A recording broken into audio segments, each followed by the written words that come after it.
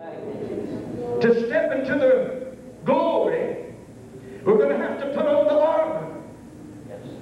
And how many believers we put on the armor? We're putting it on for a reason. And when we put the armor on for a reason, it's to step into battle. 1 Samuel chapter 17, if you have. How many remember the teaching and the great message of David and Goliath? Any of y'all remember the teaching of David and Goliath? How many remember that there was a giant that came forth and began to defy the armies of Israel? And as they began to defy the armies of Israel, there began to be a challenge. Go forward.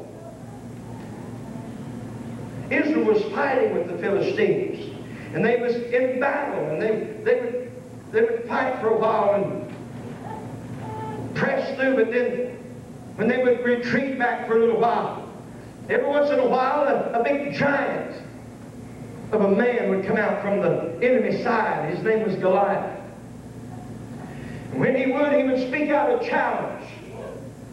He said, I challenge you young people.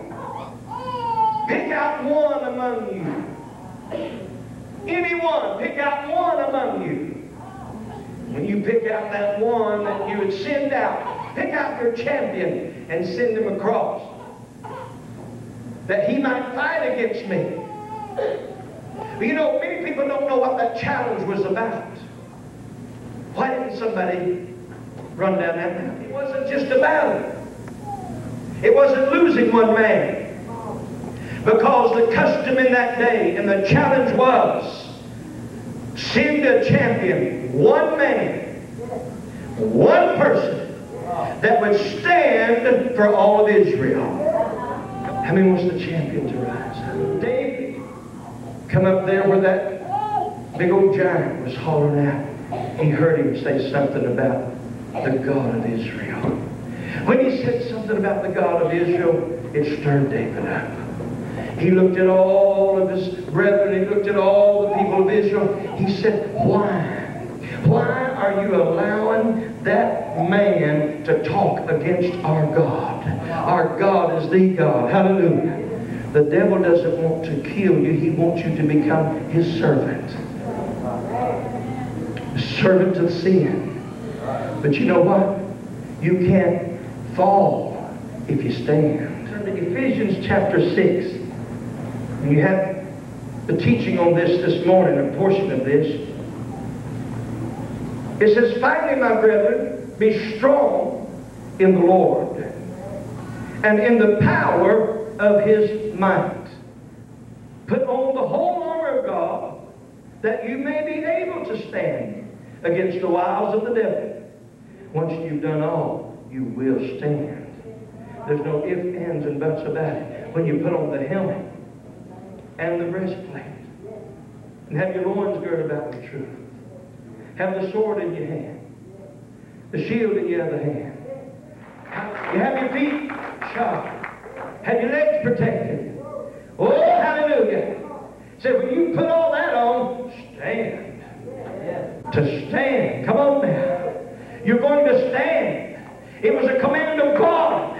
It was a message of God. It was a revelation of God. God was lifting up a standard. He was telling the devil, when they put on my armor, they are to stand. David said, I'll be all right. He said, no, you won't be all right. You don't have no protection. You don't understand. I've got some protection. Because I've got somebody else's armor on. Hallelujah.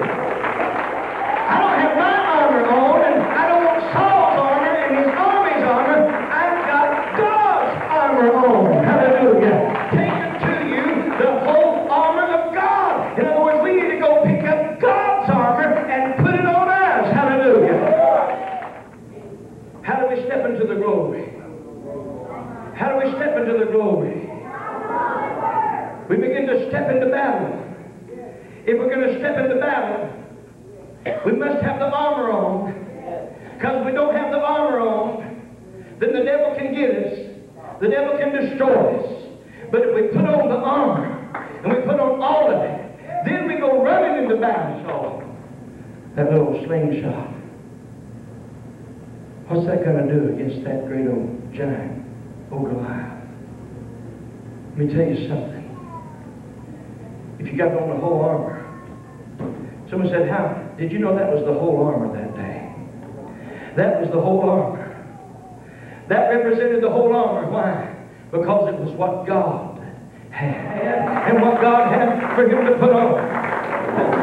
Your God is nothing. What? Your God is nothing. I defy your armies today. Boy, he's starting to talk about God now. I can